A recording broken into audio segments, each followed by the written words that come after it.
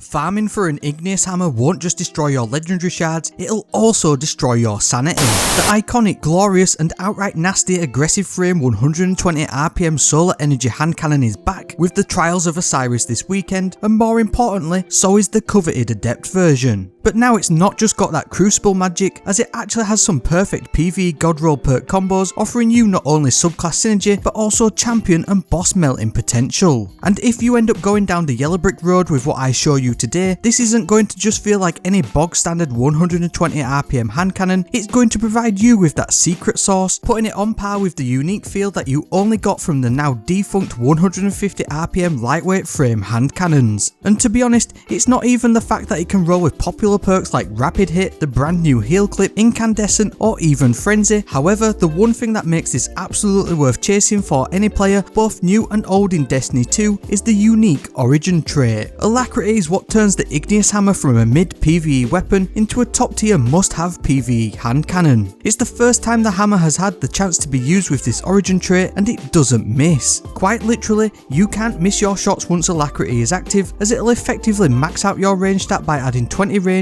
which makes its target acquisition easier, and combined with the extra 10 stat points it also gives to the aim assist, it's going to make it super sticky as you swap between targets. Now also just look at this. The hammer just doesn't move once Alacrity is on, and this is without me applying any direction to combat the recoil. That's mainly because there isn't any due to the 20 stats it adds to your stability. On top of that, it's going to reload super quick too, allowing you to stay in the action consistently despite its paltry magazine size as standard. Yes, Alacrity is only active whilst you're the last living member of your fire team, but it's also active all of the time whilst you're playing solo, making it perfect for farming legend or master lost sectors for exotics or endgame materials, especially as hand cannons are usually part of the anti-champion artifact meta, or if you're crazier and going for solo grandmastering or even dungeon runs. That being said, you'll need some top tier perks to pair with it, and to be honest, I don't think you should be looking any further than this perk combo right here. Before you scoff at it and whinge in the comments about Golden Tricon being better,